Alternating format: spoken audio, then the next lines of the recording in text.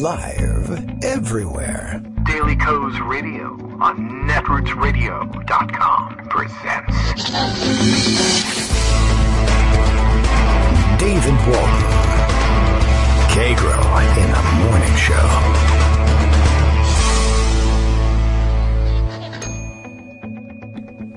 Now, here's David Waldman. Hey, good morning, everybody. How you doing? It is Tuesday, September 11th, 2018. It's September 11th, so it's time to begin the show inappropriately. And, I don't know, we need some somber music, I guess, to remember every September 11th. I think we go through this every September 11th and say, I think it's good. I'm glad, on September 11th, I lost my ability to speak. Briefly, and as a matter of remembrance, I lose the ability each September 11th thereafter. I celebrate the fact that we don't have to wake up to somber news like that every year. How about that? Everybody has their own way of marking the occasion. Donald Trump's way of marking the occasion is tweeting about himself and how totally innocent he is of any Russia connections, etc., etc. I've seen very many people point that out today. Others are leaving Twitter for the morning because they have particularly traumatic memories of that day. Lots to do with, I guess, since Rudy Giuliani is sort of kind of back in the news, everybody is tweeting their opinions of how he screwed 9/11 up so horribly, and I think I agree with that. He largely did. And no need to rehash any of that, I don't think, today. Let's see. Other things in the news that have grabbed my attention. Well, let's see. I wasn't planning on this one, but I just see Tegan Goddard's Political Wire letting us know that Omarosa, whose name I do not believe we knew in 2001 on this date. I'm not sure. I can't remember when they started that show. Omarosa, maybe I'm completely wrong. Did that start in the 90s? I thought in the mid-2000s. The Apprentice. Omarosa says other staffers have tapes too. There was a release of a brief snippet of tape yesterday that didn't really live up to the hype. None of the pieces of tape have really lived up to the hype anyway. But yesterday there was a release of tape that was being billed as President Trump and others laughing out loud while discussing the deaths of 4 service members it was in Niger, right? And you remember the firefight that they had, and then of course you remember the disrespect to the family exhibited by President Trump, which he denied because he's totally awesome and nobody's ever been more respectful than me. Okay, believe me. And I don't know that it lived up to that hype, like I said. It sounded like, if you heard the tape, you wasted your time. But if you heard the tape, then you know, I don't mean to defend. There's no defense. I mean, I guess you just don't say anything that could elicit a laugh in that situation. But I thought it was, they had taken a long walk away from the discussion of the attack itself.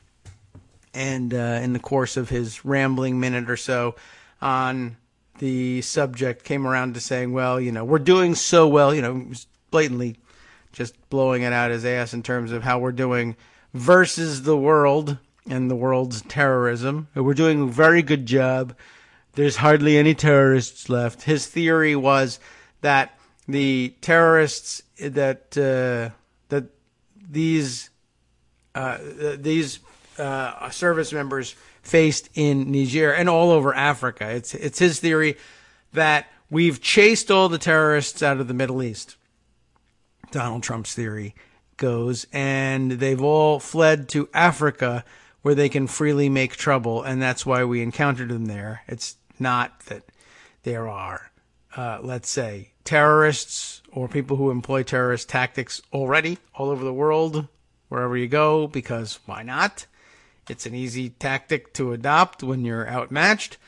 And there's no, this is just one of those silly things where Donald Trump thinks Middle Eastern Arab Muslims invented terrorism and have the franchise on it. So if there's terrorism going on in Africa, it's because the people who originally invented it in the Middle East have decided to flee the Middle East, go on vacation to Africa, whatever it is they've done, whatever has driven them to migrate to Africa to perpetrate their terrorism. That's what's happening. Of course, there's no possibility in his mind that it could be completely different set of people adopting similar tactics, though they may have adopted them maybe because of the connection, maybe has nothing to do with the connection, but very often, I don't think that Donald Trump is fully aware that there are Muslims in Africa. I think he thinks of it as a Middle Eastern religion, and only occasionally is he reminded it spread pretty far. I doubt that he is aware of the extent to which Islam is practiced in sub-Saharan Africa. Not that Niger is only barely, I guess it's not sub-Saharan at all, really. But I don't think that he understands that Islam, I don't think he understands that it's practiced all over the world, for one thing. Occasionally, you have reason to believe, I guess when someone hands him a briefing, that he understands that Islam is practiced in parts of Asia, and even further east than Afghanistan, which I don't think he conceives of as being a part of Asia either. Forget that there are like European Muslims, not who like fled Syria and now live in Europe, but that practice it just sort of as tradition. But I don't know. He seems pretty well convinced that that can't happen, and that they're in Africa because of the success America has enjoyed, because the reputation of Donald Trump has scared these terrorists out of the Middle East. They're traditional lairs in the Middle East, I guess. Anyway, he said something about how we've had such success in fighting terrorism, and says, well, I'll tell you, I wouldn't want to be a terrorist now. Now, of course, when would he want to be a terrorist? I don't know what time it was at the time. But basically saying I wouldn't have to want to. He was trying to say he wouldn't want to have to face our armed forces in a terrorism hunt if he were the terrorist. And I guess everybody sort of chuckled, and was it necessarily an appropriate thing to say? I don't know. But to say Omarosa only, I think, hurts herself, if that's even possible, to bill this as they're laughing at the attack.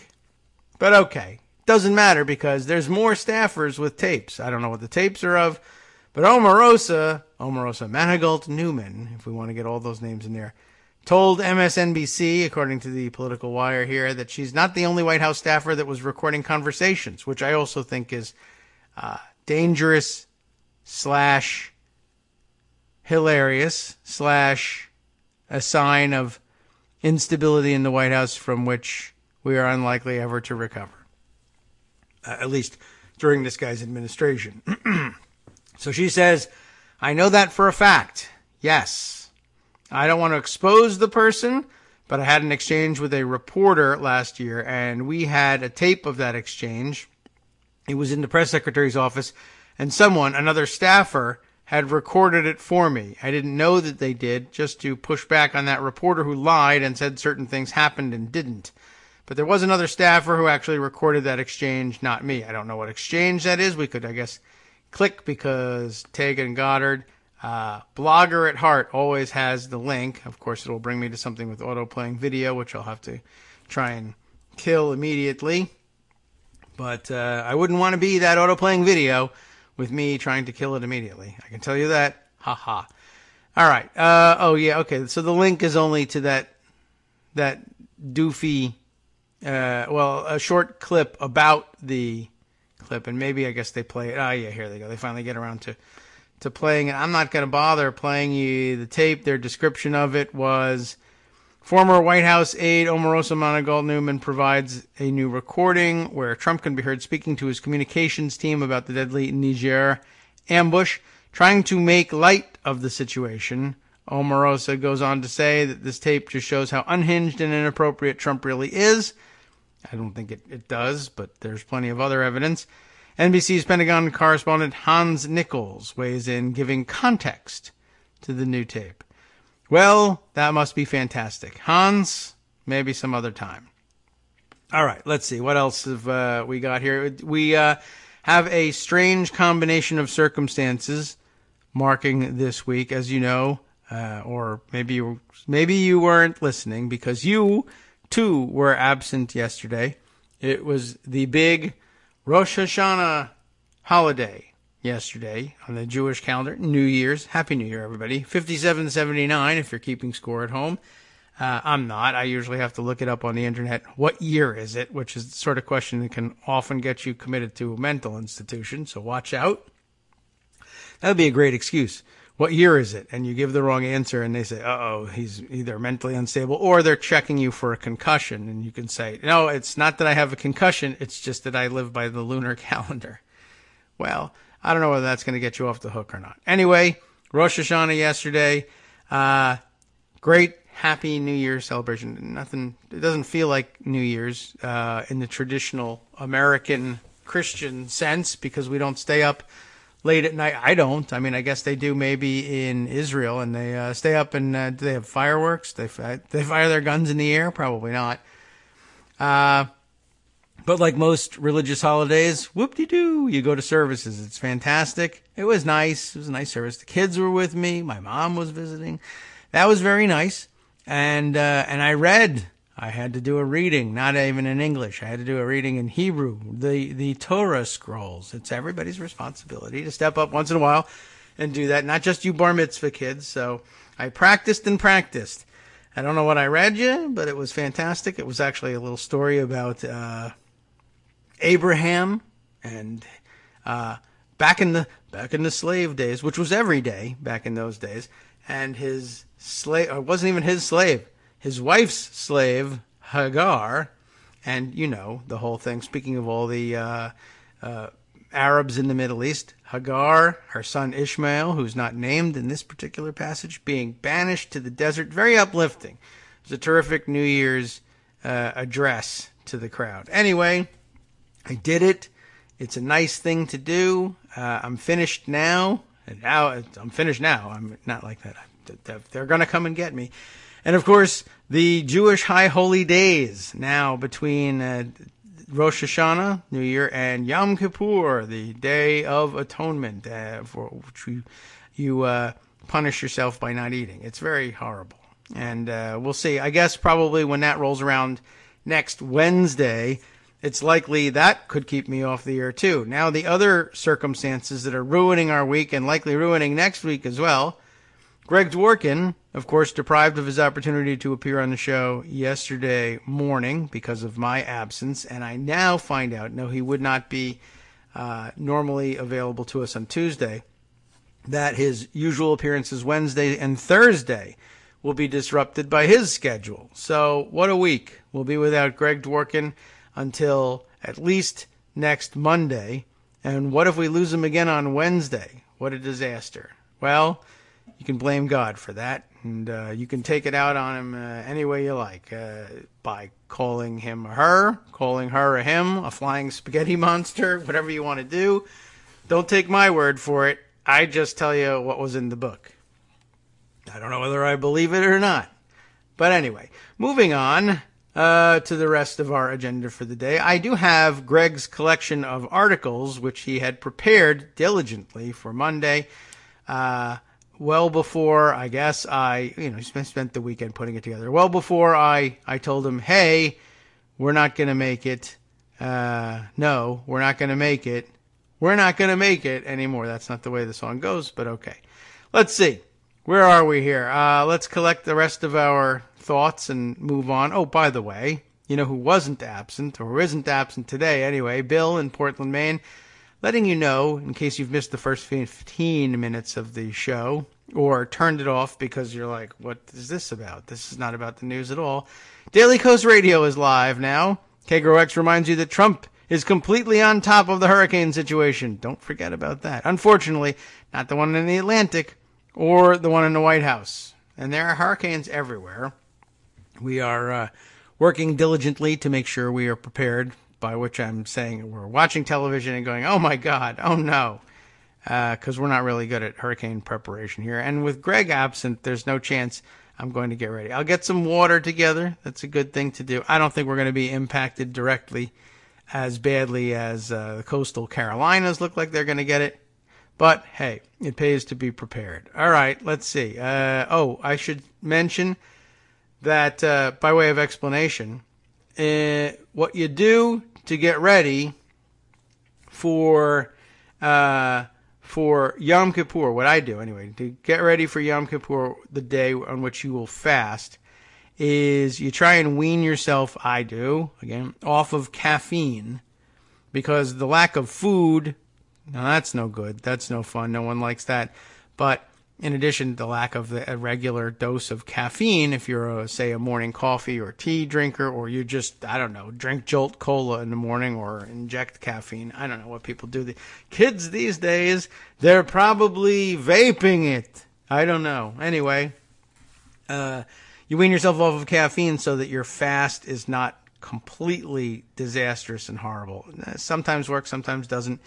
And it affects the show for about 10 days in between as you try to work this out and realize what a big part of the show caffeine really is. Anyway, then you get easily distracted, like watching the NBC Washington News 4 tweet go by with a hashtag, is this popular? Kids, tell me, have you heard about the fire alarm rat?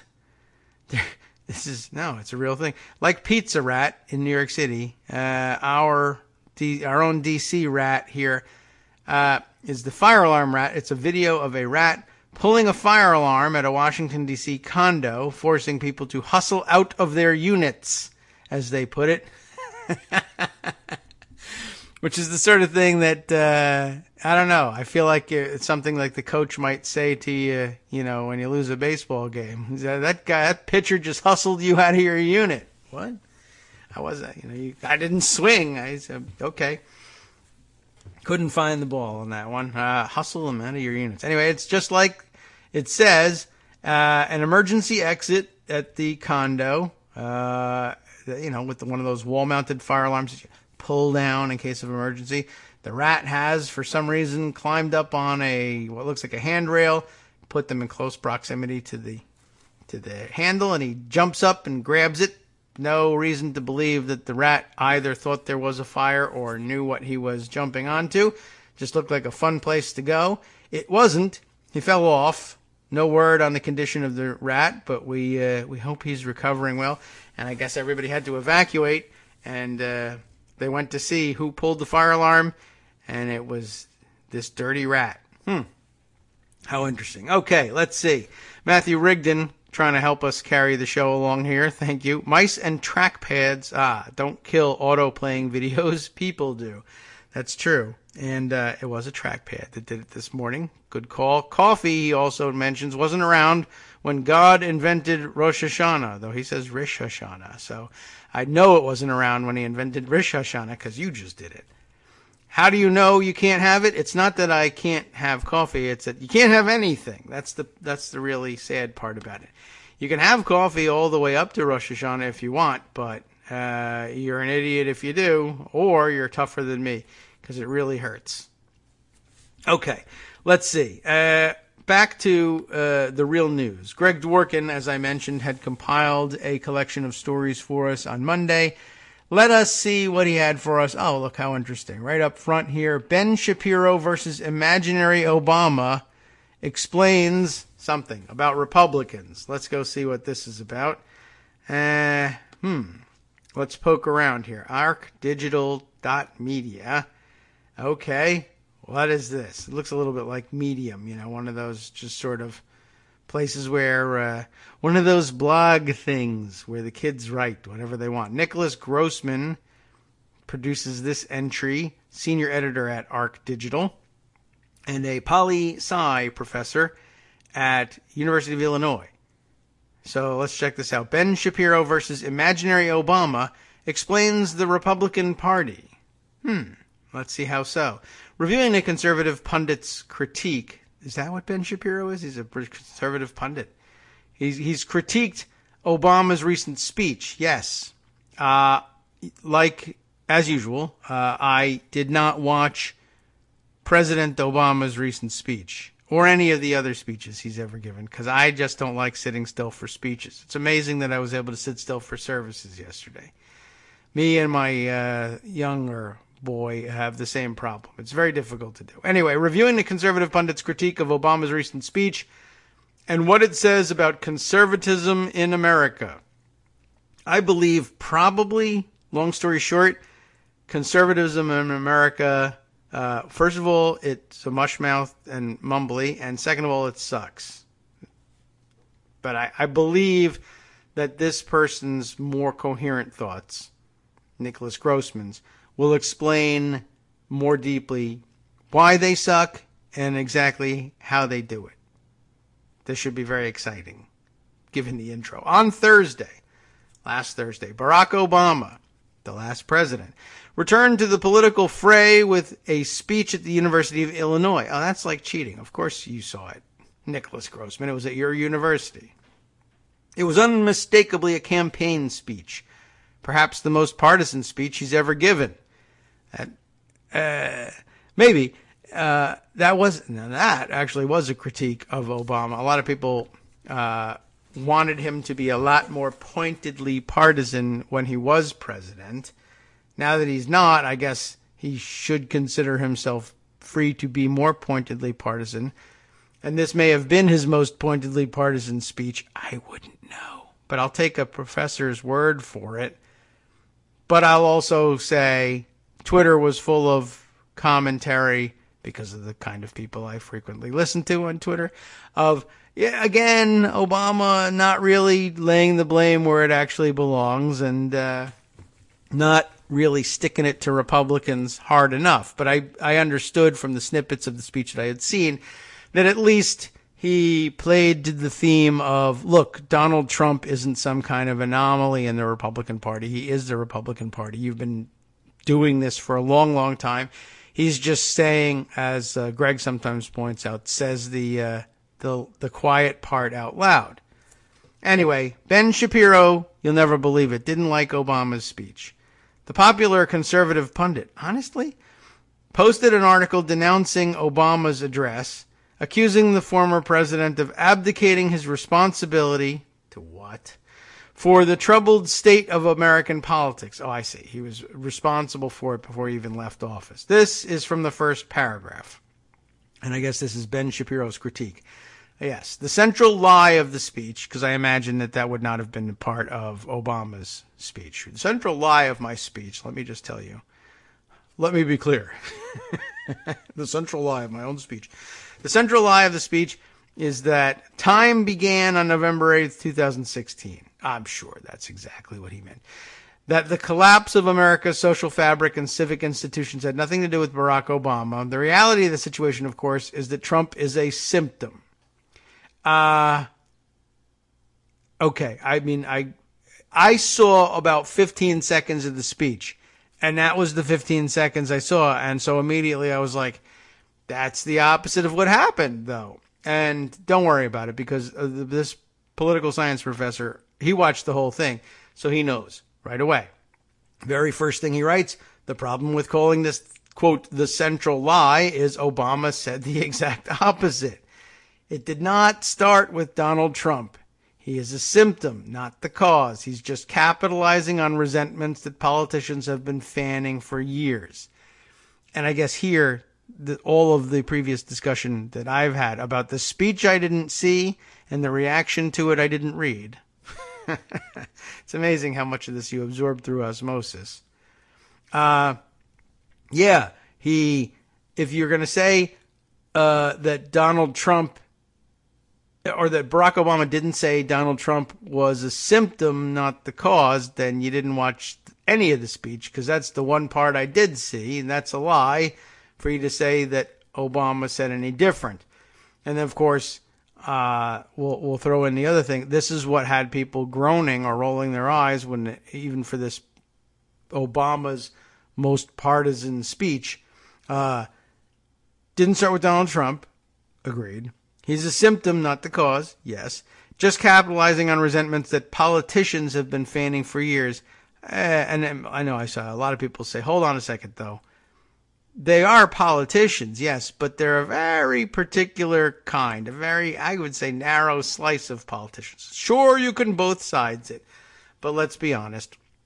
What he really means is it didn't start with Donald Trump. It's Republican lunacy didn't start with Donald Trump. He's a symptom of it, not the cause of it. He's just, a terrible, terrible symptom.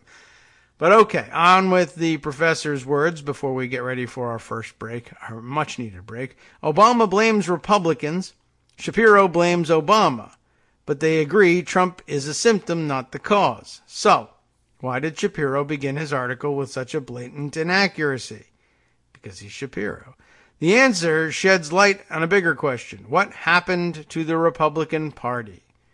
I know. I was just going to, like I said, long story short for me, Shapiro, whatever you want to call him, he is a particularly egregious, short-sighted liar, I think. All right, let's move on to this first section here, and perhaps this will take us out into the break. Obama's wingman. What's this about? I don't know whether Shapiro's error stems from accidental oversight or deliberate misrepresentation. But neither is good. Both disregard a core principle of good faith argument. Present opposing positions fairly. Well, you're just never going to get that out of Ben Shapiro. Perhaps you think Obama argues in bad faith.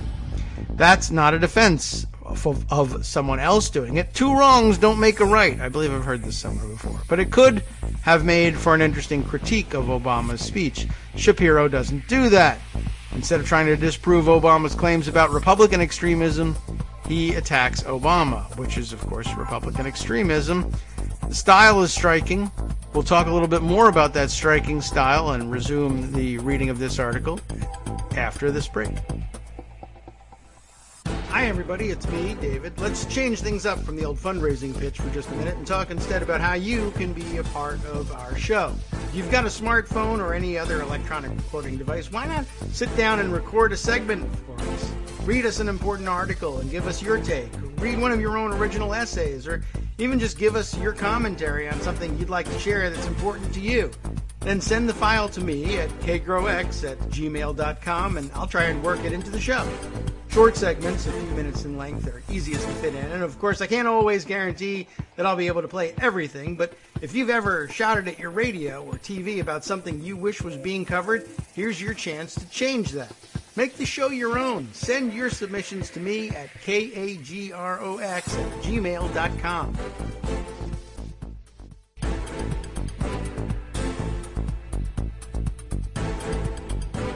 Welcome back now to the Kagro in the Morning Show here on Netroots Radio. And before we resume our reading of the article, and I guess we could just jump down to the important part that Greg excerpted for us, but it seems like an interesting way of recapping the speech and a great crutch for doing a show when you're befuddled and lost otherwise in the day's news. But just a brief break to update you on how idiotic Donald Trump is in terms of his inappropriate behavior. Apparently, for September 11th, he was willing to concede that some sort of memorial needed to be done, and essentially he found a way to turn it into a reliable Trump rally. And think about it for just a second. If you're the advance person for the president on this one, you know there's some considerable chance that it won't go very well in Manhattan. Though, of course, it would be an opportunity for him to return to Trump Tower, which is a dump, as you know. And remember how before he moved into the White House, he was so embittered about the White House and said it was basically a dump, and it wasn't anything like his totally classy building, Trump Tower, which is quite aged as residential real estate goes, I think, these days. You notice he hasn't returned there hardly at all. And it's not, because he's worried about spending the Secret Service's money either. Even when Melania and Barron were living there, he didn't go back. Anyway, interesting. I guess he's grown accustomed to the trappings of office here and prefers to hang out in the White House. What do you know? Anyway, he wouldn't be particularly well received in Manhattan. Not likely that he'd be all that well received at the Pentagon either, though that would probably be because they would be unable to keep protesters away from at least the route to wherever they would put such a memorial. I think that the men and women working at the Pentagon would probably sit on their hands at worst, even if even if they really felt like manifesting disapproval of him, which I don't know whether they do or not. But I guess Shanksville, Pennsylvania, where Flight 93 went down, you stand a much better chance of being able to control the crowd and put together a group of people who are going to be supportive of the president. So that's where he's going. It's a legitimate site, so he chose that one. But just in case you were wondering whether he would conduct himself appropriately, nope. And the picture that's circulating, although who knows whether it's representative of all of his behavior this morning, it probably is. But, whatever. If you feel like giving him the benefit of the doubt, then maybe you think it's poor context to show Donald Trump walking through the Johnstown, Pennsylvania facility that they were using to, I don't know whether it's an airport or not, where they were landing the helicopters. And let's see, we have a tweet from Doug Mills from the New York Times, who's just gone along on the trip, and he captions it just reports First Lady Melania Trump and real Donald Trump, the Twitter handle, greet supporters as they arrive in Johnstown, Pennsylvania to attend the Flight 93 September 11th memorial service in Shanksville, Pennsylvania. And the First Lady, well, she doesn't do anything, right? And she rarely behaves outwardly inappropriately other than dressing funny or inappropriately, she's not wearing the I don't really care, do you jacket. That's not happening. She's got kind of a blue dress thing going on, and I suppose you could say, well, you should be dressed in black or something. And certainly she's got some elegant dress she could be wearing that was in black, but it's dark in color. Trump walking a pace or two ahead of her, right in her way, of course, never alongside her, is grimacing and fist pumping because I guess the crowd is beginning to cheer for him. So he's got the look of the Donald Trump in the trucks on the White House lawn. That's just sort of like, he's doing what comedian Billy Crystal used to call the white man's overbite thing, right? And then the two fists, but because he's sort of, Montgomery Burns-ish here, he's got the fists are like about shoulder height. Yeah, which I imagine is a pose he adopts most mornings on the golden toilet. I don't know whether he has handicapped handrails in there to assist him in getting up and down or not, but it looks like it's a position he's relatively familiar with. Anyway, that's what he's doing, spending his morning on. Fist pumping and insisting that the crowds at the 9/11 memorial are there to celebrate Donald Trump. And you know what? He's not wrong. The crowd that would show up there for that probably are there to celebrate Donald Trump. Okay, well, let's see. Back to Ben Shapiro's non-celebration of Barack Obama as interpreted by political science professor Nicholas Grossman. Where we left off, we had just begun this Obama's Wingman section, and I'm waiting to find out why it's titled that way. But let's see. So first things first, Shapiro lies right off the bat about Obama's main theme in the speech, ignoring the fact that almost every media outlet that showed any part of the speech showed the part during which Barack Obama said, hey, Donald Trump is the symptom, not the cause. So, where we left off, we mentioned that the style, Shapiro's style, is striking.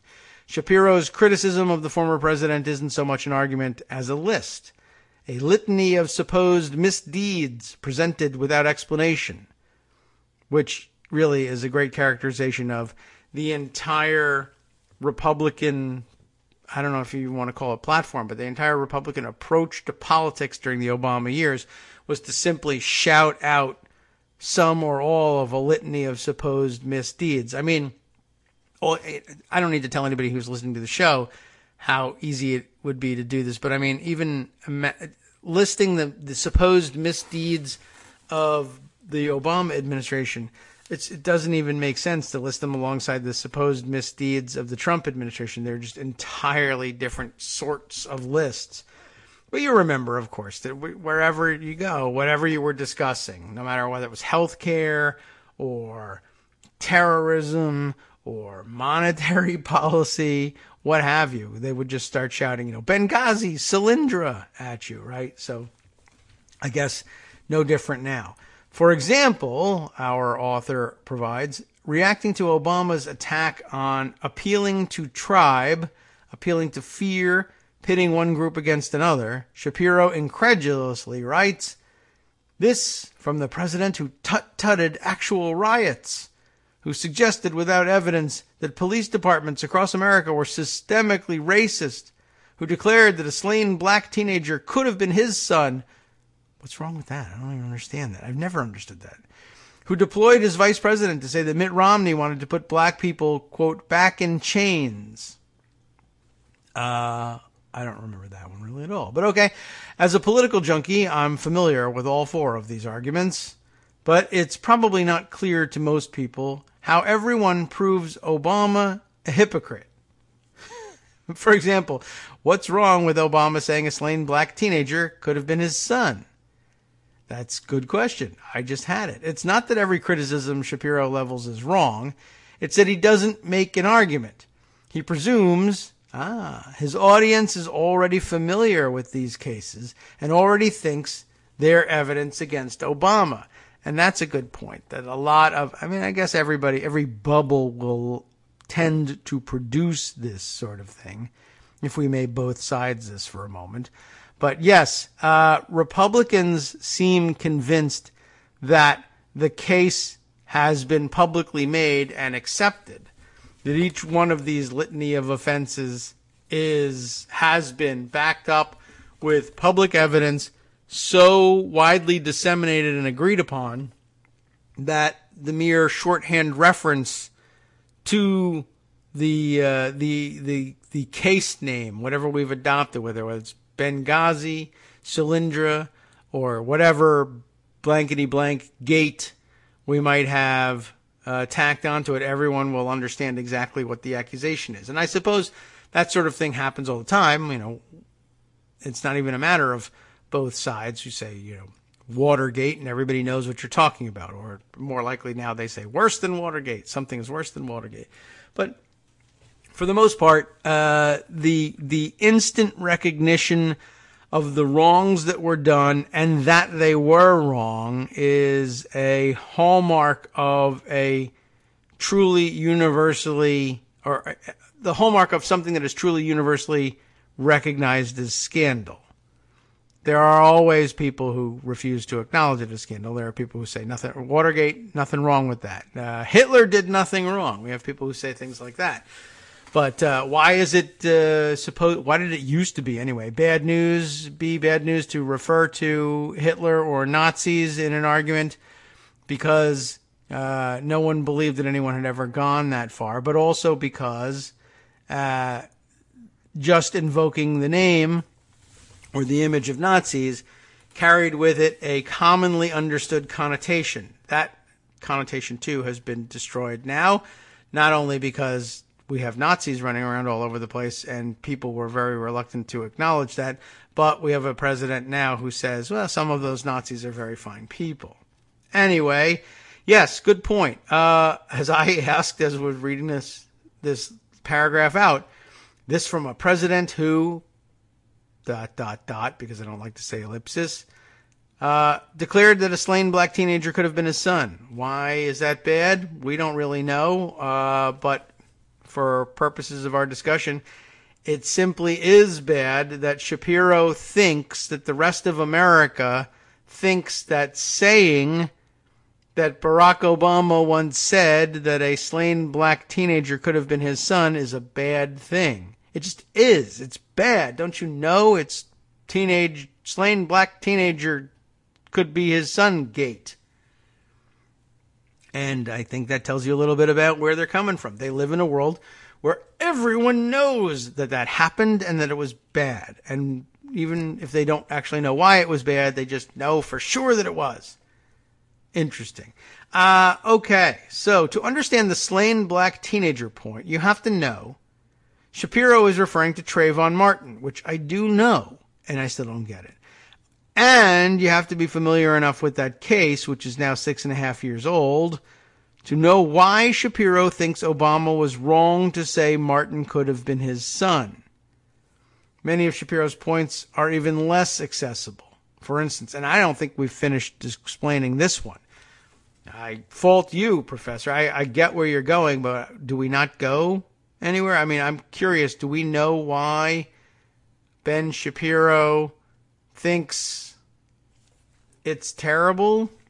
I mean, we could piece it together. You know, we're smart people.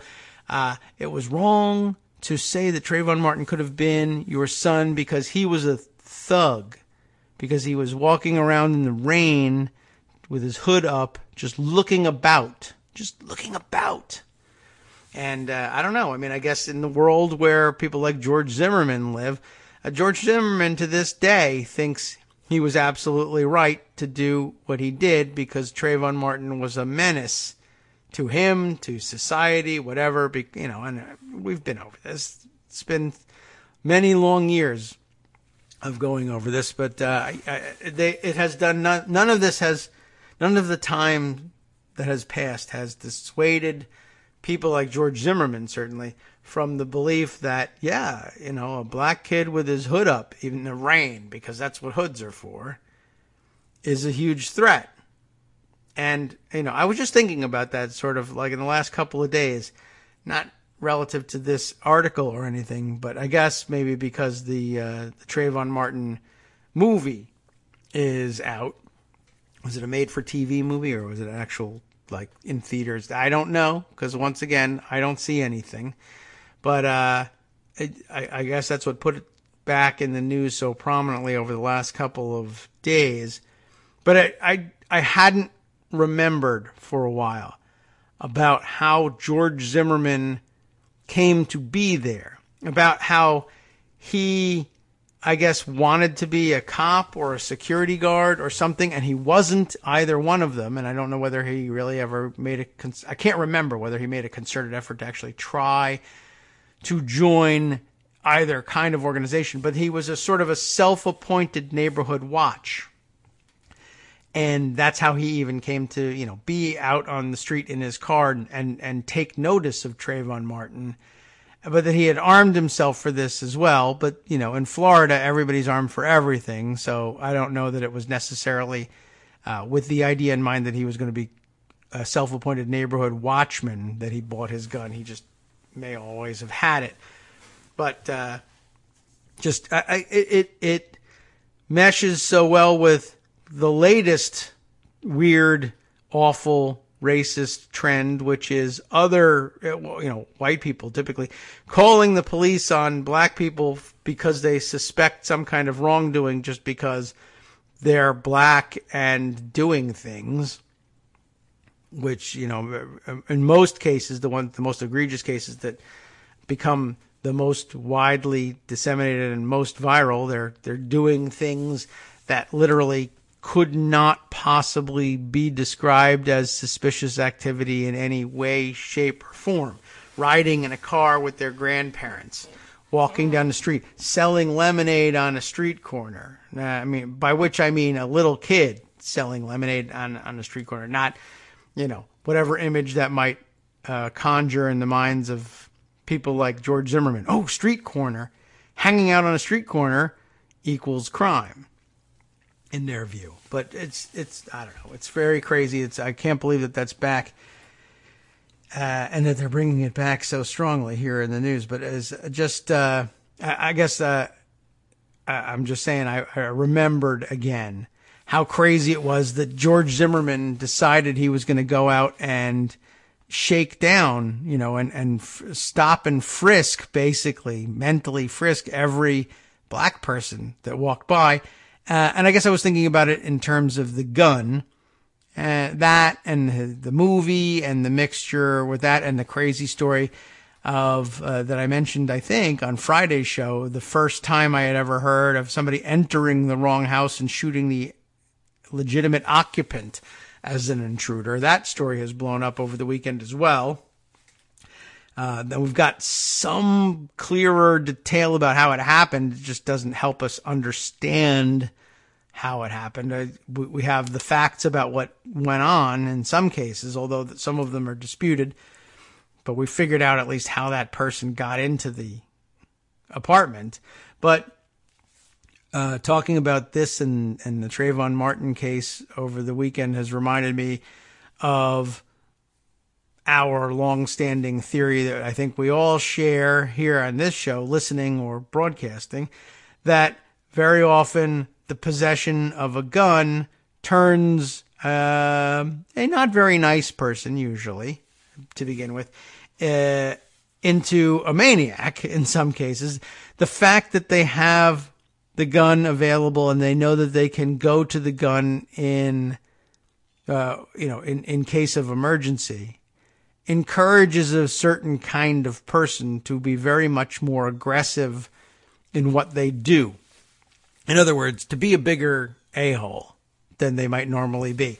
They can start fights because they know that if they end up getting their asses kicked, they can pull the weapon out and shoot the other person. And that's basically what happened here, was that Zimmerman saw Martin and decided he was suspicious in his mind and decided to play cop, and then ended up getting in over his head because A, he had no business doing it. B, if he was trying to pretend to be a cop, he did so without any serious training. And, although very often cops exhibit no particular knowledge or memory of their extensive training, even where it exists, he didn't even call on it from the beginning. He ended up in engaging Martin in a way that brought them into close physical contact, which a trained cop very likely would have been able to avoid from the beginning, probably by drawing his weapon several paces away and pointing it at Martin before he even had a chance to approach him.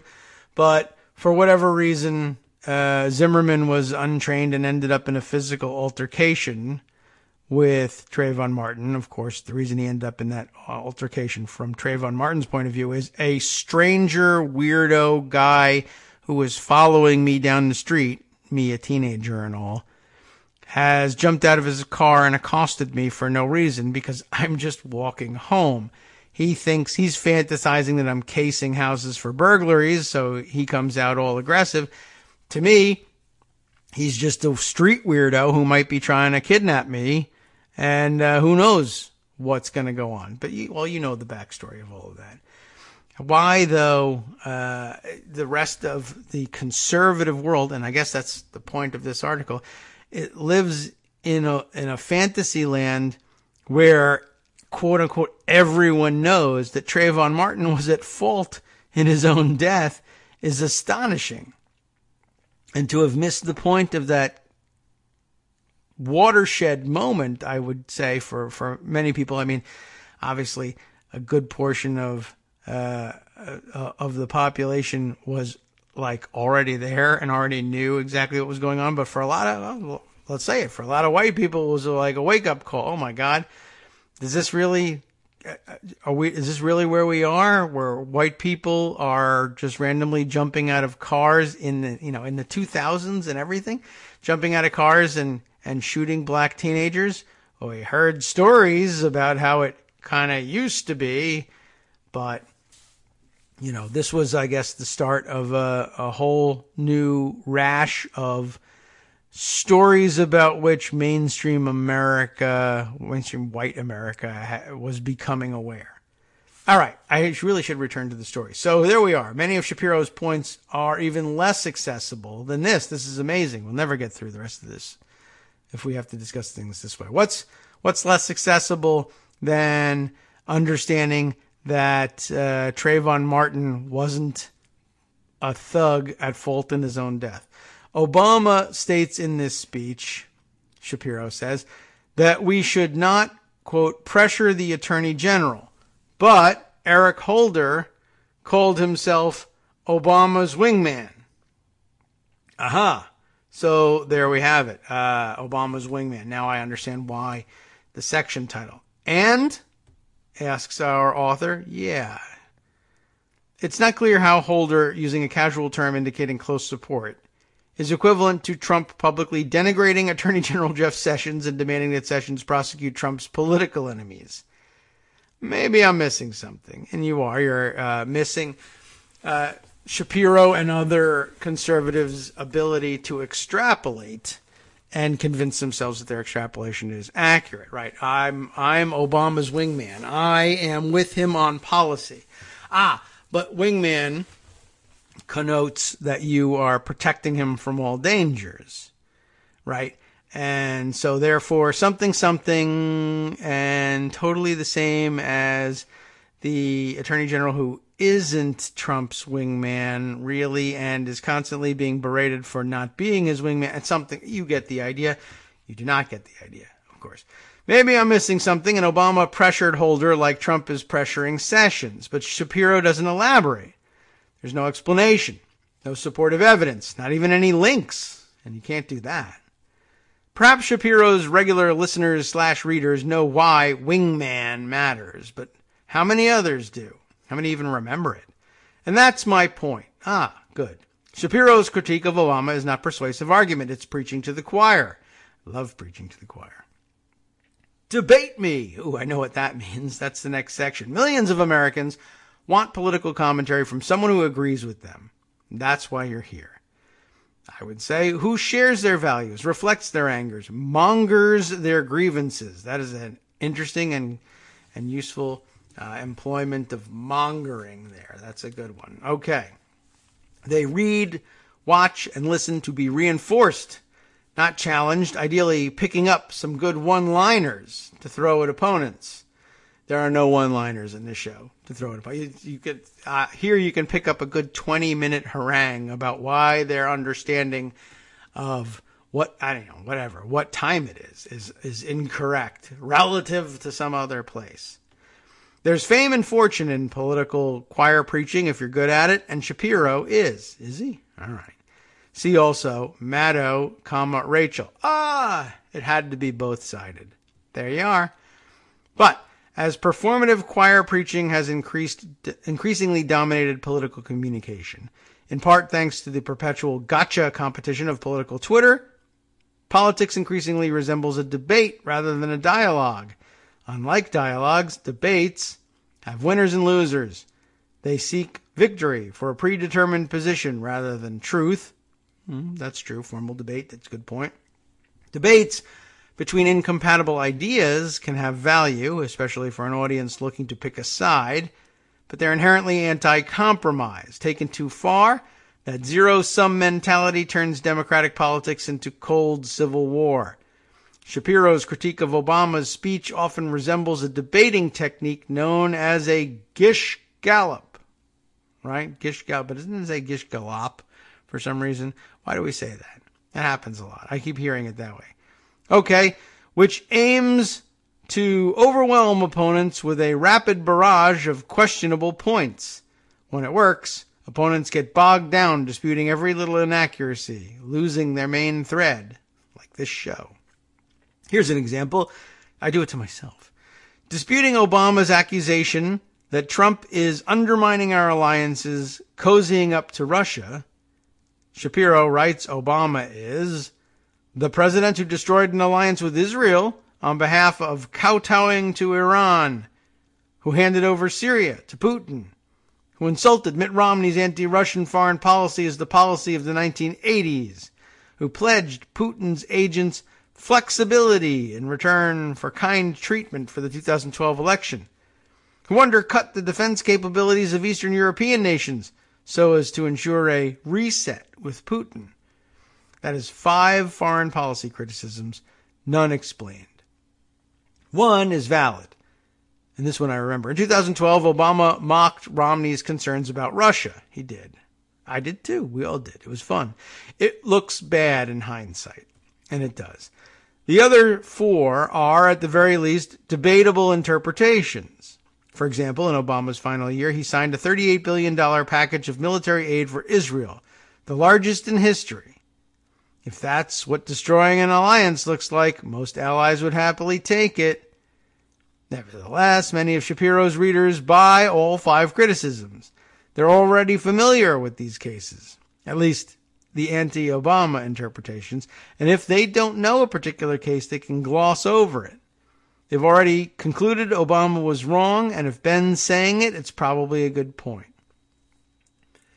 Anyone who dislikes Obama can read Shapiro's piece and feel better, especially if they were experiencing some cognitive dissonance after seeing Obama's public speaking juxtaposed with Trump's. Reading the article, they get emotional solidarity and some talking points to own the libs. And let's see, next section here, imaginary Obama. I suspect most of Shapiro's readers don't mind. He began his critique of Obama's speech egregiously misrepresenting Obama's argument. It's argumentative hyperbole, or aimed at what Obama really meant, or justified because Obama does it. Well, or insert other excuse here, right? Okay, some would dispute that Shapiro misrepresented Obama at all, even when presented with contradictory quotes side by side. That's because they seek validation for anti-Obama convictions more than an open-minded exploration of ideas. That, I propose, helps answer what happened to the Republican Party, how it went from Reagan's party of ideas to Trump's party of alternative facts, how it went from, as Max Boot puts it, a conservative party with a white nationalist fringe to a white nationalist party with a conservative fringe, or as I wrote previously, how conservative intellectuals lost control of conservatism. Well, let's find out and explore a little bit more about this. It's getting towards the end after one more brief break.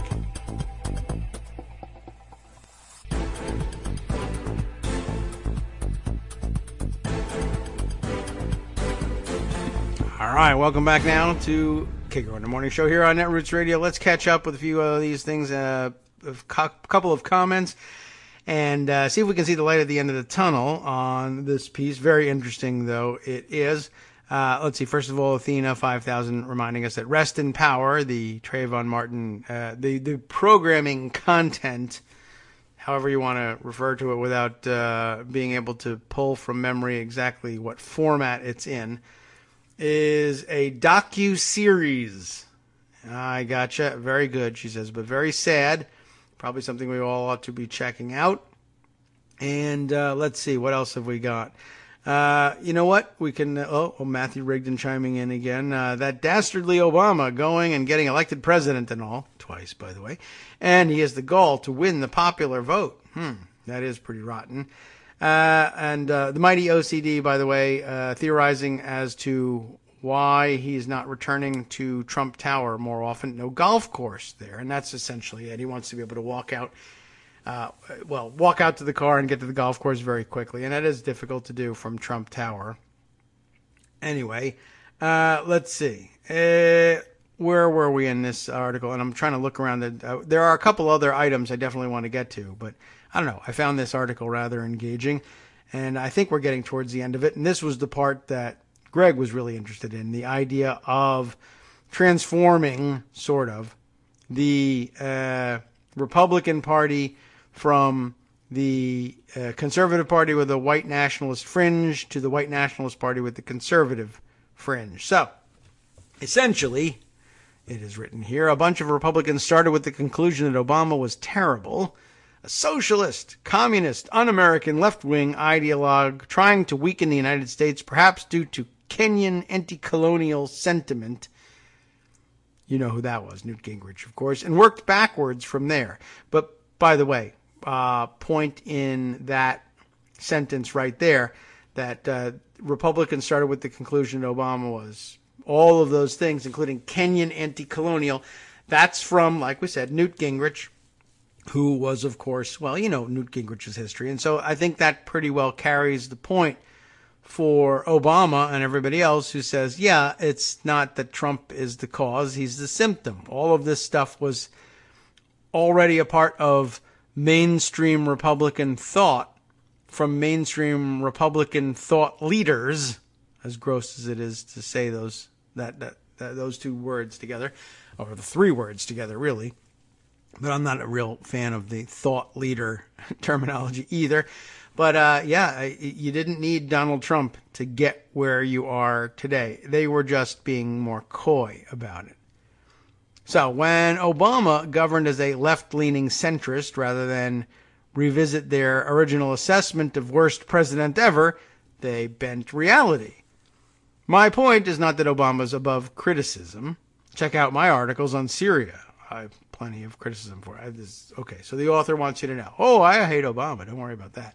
But his real point is that objectively he governed as a centrist, and a large subset of the Republican Party refused to believe it. Some examples: in response to the financial crisis, a left-wing ideologue nationalizes, or at least breaks up, the big banks and brings charges against prominent bankers. Obama did neither. Very much a point of contention and something about which a lot of the left-leaning folks that we know are justifiably angry. But we'll just leave it there by way of example. It's an example of how he governed as a centrist, not as a leftist. So you can take it for what it's worth. A left-wing ideologue would use the financial crisis to ram through a gigantic spending-only stimulus. The single largest item in Obama's stimulus was, of course, tax cuts. And that was because he didn't have the votes to ram through what he wanted to do. And even with 56 Democrats and 2 friendly independents in the Senate who could push a bill through with reconciliation, Obama reduced the stimulus below the recommended level the level recommended by Paul Krugman and other liberal economists in pursuit of Republican votes. He got 3. A left-wing ideologue insists on single-payer health care, attacking health insurance companies as enemies of the people. Obama went with a variation on the plan Mitt Romney enacted in Massachusetts, maintaining a central role for private insurance companies and dropping the public option in pursuit of Republican votes. He got none. Yes, that was one of the big criticisms, wasn't it? And by the way, I'm not entirely sure. I just read it out, and I didn't have a chance to think through whether I would agree that he could have pushed through a spending-only stimulus bill in reconciliation. It's not immediately obvious what the problem with it would be, but it's reconciliation. I'm sure you can come up with a problem or two along the way. Anyway, just wanted to let you know that I don't necessarily know that that's the case, but in a brief moment or two of reflection on it, possibly that in fact could have been done. Upon taking office, here's another example. A left-wing ideologue immediately closes the prison at Guantanamo Bay and ends the drone campaign. Obama kept the prison open, breaking a campaign promise, yes, true, and ordered hundreds more drone strikes than George W. Bush. And there's no way a left-wing ideologue would argue in multiple commencement addresses that students shouldn't shout down or disinvite people they disagree with, but should let them speak and then beat them on the battlefield of ideas. One easy way to tell Obama wasn't a left-wing ideologue: lefties think he was a bad president. I don't like the term lefties, and I don't know, but it's not me. I'm just reading it. Based on the above list and more, they consider him a grave disappointment. That's certainly true. For example, progressive intellectual Cornel West, take it for what it's worth, who enthusiastically supported Obama in 2007, declared him a failure in 2011, calling the president the black mascot of Wall Street oligarchs and the head of the American killing machine. Wow. I don't share West's assessment, but at least it's based on the real Barack Obama. West and his fellow progressives wanted a left-wing ideologue, and they were unhappy when they didn't get one. Many conservatives, especially conservative media, wanted a left-wing ideologue as well. That'd be easier to attack and validate their initial negative reactions to Obama. But when they didn't get one, they just kept on acting as if they had. True. From this unshakable belief in Obama's radicalism sprung a slew of convictions, perpetuated by Fox, talk radio, right-wing websites, some Republican politicians, really all of them, and various online communities, an information bubble inflated. Inside, Barack Obama posed a dire threat to the nation. Inside, a conspiracy theory about... they're both inside. Inside, Barack Obama posed a dire threat to the nation. Also, I guess, inside, a conspiracy theory about Obama's birthplace could flourish. By 2018, the bubble had consumed most of the right, even those who knew better. Romney, Ben Sass, who's an idiot and whose name I choose not to learn to pronounce, Chris Wallace, etc., pay homage to the bubble's convictions, lest they become anathema. The alternative is never Trump, here hashtagged, and leads to a break with the Republican Party. Evan McMullin, Steve Schmidt, Elliot Cohen, Tom Nichols, Jennifer Rubin, and more. Ben Shapiro is a creature of the bubble. That's why he begins his article by setting up an imaginary Obama. And that's why he gish-gallops through a litany of Obama's offenses, some more accurate than others, without explaining them. The bubble already knows. Its denizens already believe. Someone interested in reasoned argument, in dialogue, would present Obama's position fairly and explain why, even when given the benefit of the doubt, he's still wrong.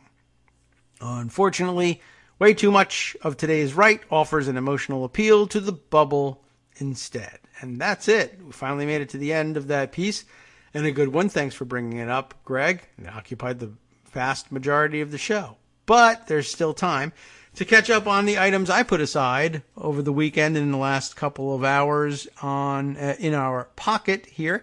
There's a couple of things we have to catch up on. Let's try and grab at a couple of them. How about this one? First of all, for our conspiracy theory corner, this news from NBC, Josh Lederman, Courtney, how did she say this? K-U-B-E, Cube? You tell me, Courtney. Call me. I don't know. Abigail Williams and Ken Delanian. I want to give everybody credit here, and I was hoping to pronounce their names right. Too much to hope for. I don't know why I do. It's just, I should be like the New York Times. Maybe that's it. The New York Times is trying to help me out by removing the bylines so that I don't mispronounce them. This is probably my fault. I never thought of this until just now. But here's the news. Very interesting. Have we talked about it on the show? I don't know. You certainly know about it. U.S. officials in, the backstory.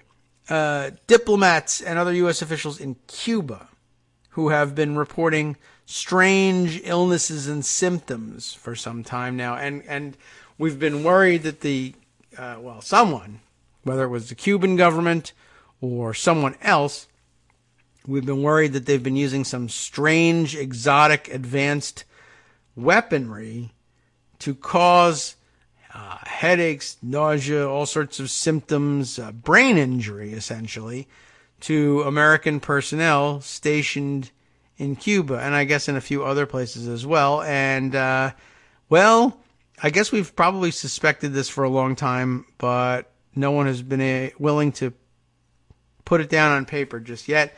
But NBC News now is ready to do it. U.S. officials suspect Russia in mystery attacks on diplomats in Cuba and in China. The strong suspicion that Russia was behind the alleged attacks is backed by signals intelligence, meaning intercepted communications, say U.S. officials. This reported just this morning, and a little worrisome. Intelligence agencies investigating mysterious attacks, and they put the attacks in scare quotes here, and scary enough, might as well, that led to brain injuries in U.S. personnel in Cuba and China. Consider Russia to be the main suspect. 3 U.S. officials and 2 others briefed on the investigation tell NBC News. And, of course, if it really is Russia, well, too bad. There's nothing we can do about it. 1, because our president will never believe it. And 2, because Russia's our friend. And 3, because even if we didn't believe any of that stuff, ultimately, the reason they pull these sorts of stunts is because they know very well that in America, the option of going to war with Russia over such things is out. And so they're just going to want to see what, impotent response we're likely to come up with. More sanctions? freezing accounts, something like that. There's really not that much more that we can do to the Russians, so it's a freebie at this point. All right, let's see what the evidence is here and whether it's believable and solid. The suspicion that Russia is likely behind the alleged attacks is backed up by evidence from communications intercepts known in the spy world as signals intelligence. All of this amassed during a lengthy and ongoing investigation involving the FBI, the CIA, and other U.S. agencies, all with letters of their own, I am sure. The officials declined to elaborate on the nature of the intelligence. And interesting linkage here. The suspicion that Russia is likely behind the alleged attacks is linked to another NBC News piece. And how long ago is that one? This is from August 10th, and so I guess it's been floating around for a while, and only now are they releasing the signals intelligence to back it up. But back on August 10th,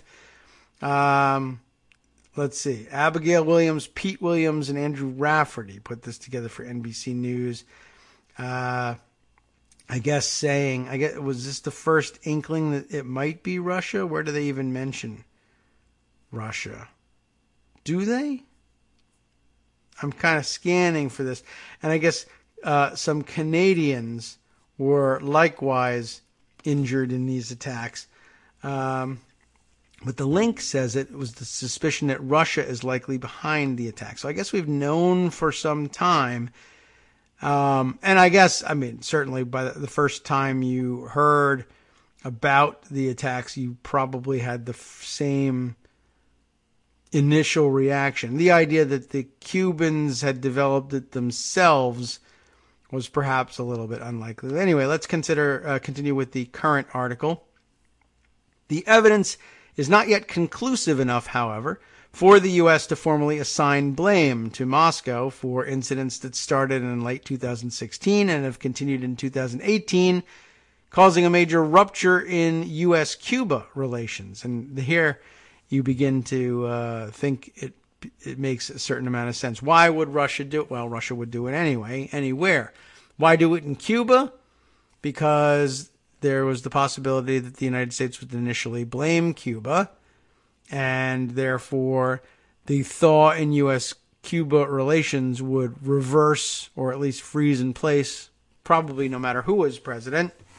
And that's a fine thing for the Russians, to keep Cuba off the shores of the United States as at least a potential threat, or at least a potential enemy, I guess I should say, if not a direct threat to the United States. But also, hey, why not screw around with them a little bit and let them think it was somebody else for a little while. Since last year, the U.S. military has been working to reverse engineer the weapon or weapons used to harm the diplomats, according to the Trump administration. Congressional aides and others briefed on the investigation, including by testing various devices on animals, which will upset a number of you.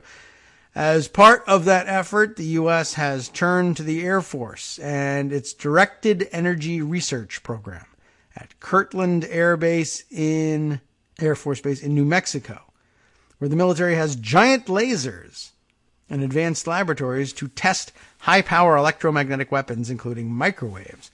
Sounds very like 1960s space age. They have giant labors and advanced laboratories. Back in the days when advanced laboratories sounded particularly impressive. Although the U.S. believes sophisticated microwaves, or another type of electromagnetic weapon, were likely used on the U.S. government workers, they are also exploring the possibility that one or more additional technologies were also used, possibly in conjunction with the microwaves. Officials and others involved in the government's investigation say, boy, those microwaves, they're up to no good everywhere. Remember Kellyanne Conway identifying those microwaves as spying devices. Of course, she was talking about microwave ovens, but hey, could all be the same thing in her mind. The U.S. has said 26 government workers were injured in unexplained attacks at their homes and hotels in Havana starting in late 2016, causing brain injuries, hearing loss, and problems with cognition, balance, vision, and hearing problems. Strange sounds heard by the workers initially led investigators to suspect a sonic weapon, but the FBI later determined sound waves by themselves couldn't have caused the injuries. This year, one U.S. worker in China was diagnosed with similar symptoms after hearing bizarre sounds in Guangzhou. And by the way, the bizarre sound could have been Guangzhou, but okay. Enough about my ethnocentrism. Anyway, more from China are also being tested. The precise motive remains unclear. We talked about it a little bit just a moment ago, but this one offers another angle on the motive. The incidents have driven a wedge between the U.S. and Cuba that has led Washington to remove most of its diplomats and spies from the island. So it may not just be Russia getting upset and jealous, that it could mean that a thaw in U.S.-Cuba relations might drive a wedge between Russia and the Cubans. It's that it might be, it might just be that the Cubans themselves are excited about the possibility of removing American spies. I mean, if you make them all ill, then you're going to minimize the number of Americans you station in Cuba, and that's good for Cuba, and it's probably good for Russia, and it's hard to tell which one of them would be more interested in having that happen, though it's probably not hard to guess which one of them does or does not have the technology to develop and deploy those weapons. But hey, the Cubans could surprise us at any time. Early in the investigation, senior U.S. officials raised the possibility the illnesses were unintended consequences of some new spying technology. And I don't know whether that was supposed to be the unintended consequences of their spying technology or our own. But the fact the incidents continued long after they became publicly known has cast doubt on the possibility that the damage was accidental. In testimony before Congress last week, State Department officials were unanimous that the incidents should be considered attacks. The State Department has come to the determination that they were attacks. Ambassador Pete Bode, I'm guessing Boode, who leads the task force responding to the incidents, told the House Foreign Affairs Committee panel.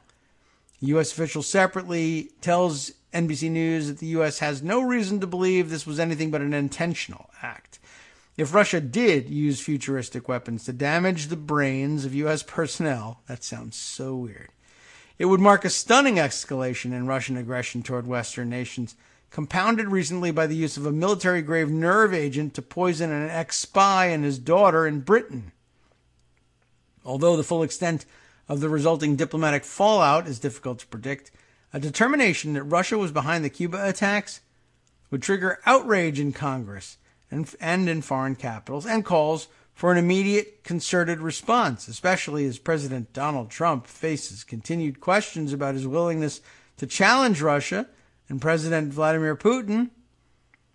Russian government officials did not immediately respond to requests for comment. In a statement, State Department spokeswoman Heather Nauert said, "The investigation is ongoing. We have made no determination on who or what is responsible for the health attacks." The Office of the Director of National Intelligence declined to comment. The strong U.S. suspicion that Russia is behind the incidents means that Cuba's government is no longer considered the likely culprit. Still, officials did not rule out the possibility that the Cuban intelligence services may have offered the Russians some level of cooperation or tacit consent.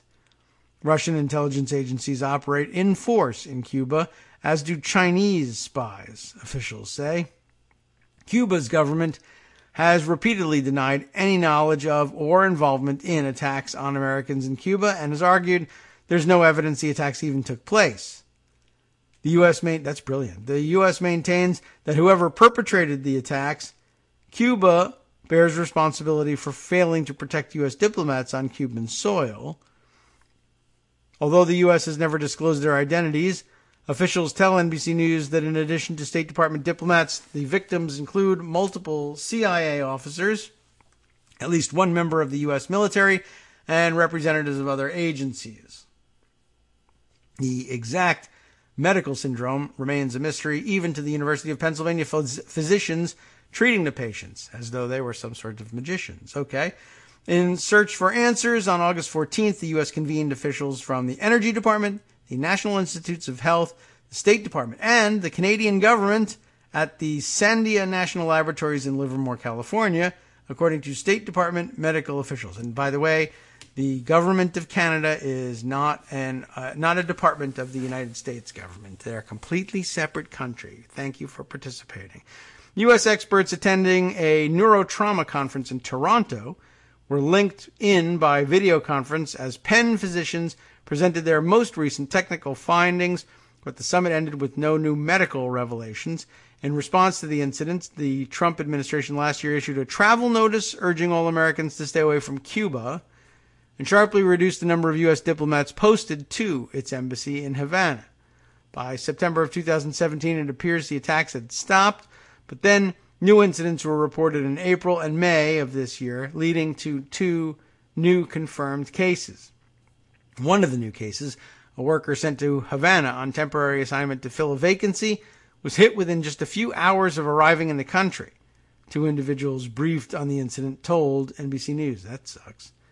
Around the same time, in May, the State Department disclosed that a worker posted to the U.S. consulate in Guangzhou, China, also had reported unexplained sounds and then been diagnosed with brain injury and symptoms consistent with the Cuba cases. It's unclear how firmly U.S. evidence indicating Russia was behind the Cuba cases extends to China, where the investigation is still in the early stages. And given that it was also reported in this article that China maintains a significant presence in Cuba, it seems to me like the evidence points to China and not Russia, but what do I know?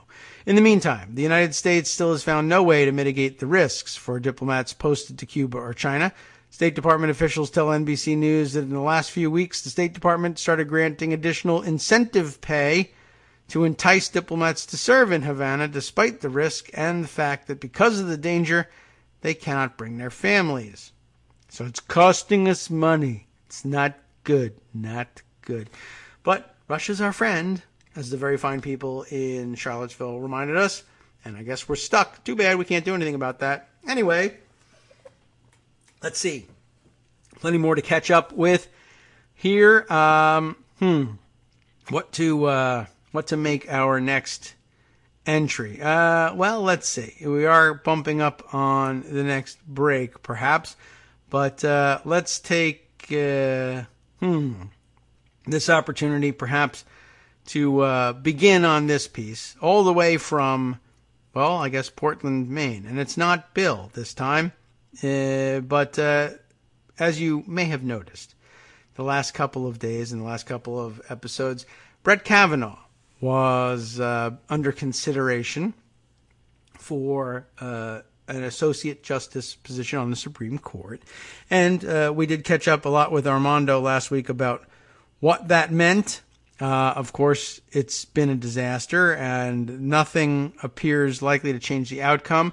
But I did grab this piece from the Press Herald and do they publish out of Portland? I assume so. But this piece titled "Progressive Groups Ratchet Up the Pressure on Senator Collins to Vote Against the Kavanaugh Nomination." Now, Senator Collins appears to all observers to be essentially a lost cause, but that doesn't mean that people can't or shouldn't get together and give her a piece of their mind, if you will.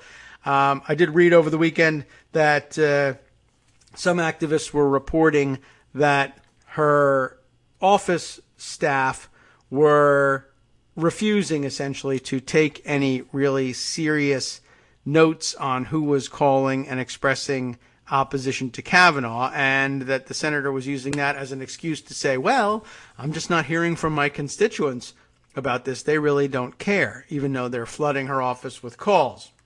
So interesting that should be happening, and I'm deeply troubled by it. And perhaps if you can't get through to her at her D.C. office and you can't get through to her at her local office because staffers are shielding her from your interest in this nomination, well, maybe you're just going to have to be impolite and show up when she arrives at the airport or, say outside of her house if there's no other way to get to her. If you can't use the civilized path, well, I guess you're just going to have to be a nuisance. Anyway, This article begins, and we'll just tease you with it a little bit before we take off for the break, that Senator Collins, finds herself in the crosshairs of social media campaigns, a series of rallies, and a fundraising drive to bankroll a 2020 Democratic challenger if she votes to confirm the Supreme Court nominee, as it looks, for all intents and purposes, like she will. We'll be right back.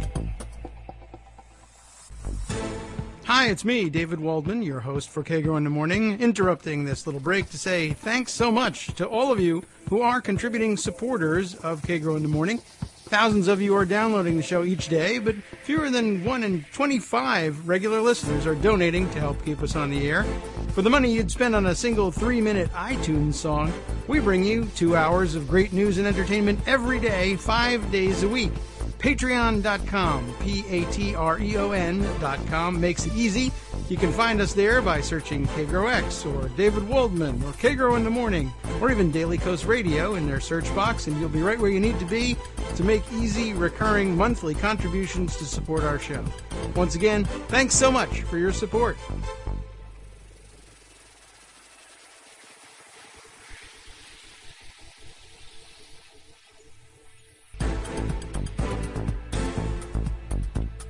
Welcome back now to the Kagro in the Morning Show here on Netroots Radio. Let's see if we can't catch up. Oh, have I missed? I meant to grab yet one additional thing on Twitter that I saw flying by, and I think I dove into it a little too deeply, and now I have lost the train here. Let me see if I can scroll back and find what we were looking for before we continue with this other article. Oh, there we are. Yes, okay, good. So we're on track, and we'll get back on with, where were we? Let's see. Why is everything disappearing on me here? Okay, we were discussing the Portland Press-Herald's entry. Progressive groups ratchet up the pressure on Senator Collins to vote against the Kavanaugh nomination. They do make mention of that strange phenomenon of the staffers at the senator's office refusing to take notes about who was calling them and why. But progressive groups are ratcheting up the pressure on Senator Susan Collins of Maine, sending coat hangers to her offices, organizing rallies, social media, telephone and email campaigns, and raising nearly $1 million for a future opponent if she votes to confirm Kavanaugh. There are also allegations, here we are, circulating on Twitter that her staff is not making a record when constituents communicate their views on Kavanaugh's nomination, based on a tweet by a visitor to her Bangor office on Friday that had been retweeted more than 27,000 times as of Monday afternoon, including by celebrities such as Stephen King, who's up there, and George Takei. Is he also living in Maine? The author of the original tweet, Linda Homer, of the progressive group Indivisible MDI, said she and 3 others visited Collins' office to discuss the Kavanaugh nomination. She said they noticed staffers who were fielding calls about Kavanaugh were telling the callers that they were taking down the message and passing it along to the senator without actually writing anything down or typing into the computer. Homer said that makes her believe that the opinions were not being recorded in any form, although she sympathizes with the overwhelmed staffers. The phones were ringing off the hook. It was nonstop, she said. There should be an expectation that if people are taking the time to call, that their messages are getting through. Annie Clark, Collins' spokeswoman, said Monday that Collins has met with Homer personally twice in the past year to listen to her concerns. When a Mainer calls one of our 6 Maine offices or our Washington office, his or her comments are logged and passed along to Senator Collins. If someone from out of state calls our office to express an opinion, we do not log those responses, and Senator Collins does not see them, Clark said. The coat hangers, of course, symbolic of women having few alternatives but to get a back alley abortion before the 1973 Supreme Court ruling in Roe v. Wade. I feel like I'm reading Vox here, but about 3,000 coat hangers have been mailed to her offices, according to the Associated Press.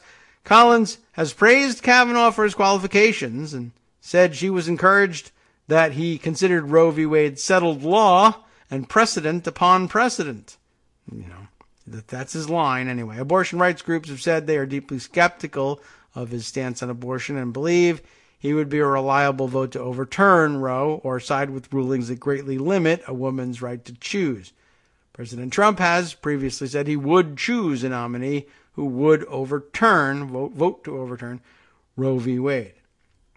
And it's hard to believe that anyone would believe him when he says he would do anything else. All right. I just wanted to bring you that news. Time to move on from that. I don't mean to shortchange the Portland Press Herald, but there are more stories that we ought to get to. Let's see. How about this one? This is a weird one. I saw this tweeted yesterday, I think, from The Hill, and we'll catch up by reading their story, but just to get to the nut of it here by looking at the tweet.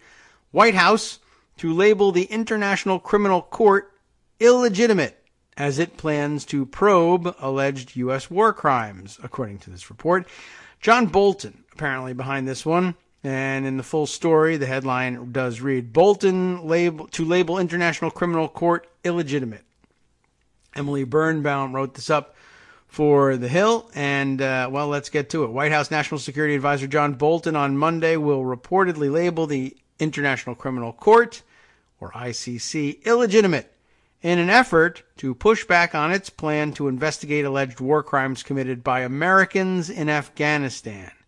And they're likely to find some there, aren't they? Bolton is poised to make the announcement during remarks to the conservative group the Federalist Society, according to a draft of his speech obtained by Reuters. This all would have taken place yesterday. I assume he followed through with it. There's nothing I can think of that would have scared him off of it, but I don't have details. But I thought this thought, whether it happened or not, was interesting enough to discuss. The United States will use any means necessary, this is a quote from the draft of the speech, to protect our citizens and those of our allies from unjust prosecution by this illegitimate court, Bolton is expected to say, according to the speech draft. Of course, sounds a lot like, well, something that we know was said by Slobodan Milosevic, but hey, I'm not comparing the two of those guys. Bolton will threaten to sanction the ICC judges if the proposal goes forward, the news service said. This is where it really becomes interesting. It's one thing to say, well, it's a stupid thing, and we hate international law, or we condemn the ICC, and it's a radical thing to do. But this is where it really becomes interesting and actually beyond the pale. We will not cooperate with the ICC. That's something you can choose to do. We will provide no assistance to the ICC. We will not join the ICC. We will let the ICC die on its own. After all, for all intents and purposes, the ICC is already dead to us. So, I mean, just sort of dumb bluster there. But on top of it, the idea that that judges who serve on the International Criminal Court would find themselves named as sanctioned individuals, just the same way we sanction occasionally and allegedly Russian mobsters and other oligarchs, to do this to judges seems to me to be a remarkable departure from normal tolerances, if there are such things, for the rejection of international law and the ICC. Here, I think it just becomes a matter of John Bolton looking around for power tools that he thinks he can use against people and get away with, and it probably would excite President Trump to consider the possibility of leveling sanctions, to really strike back at a judge and to really do something about it.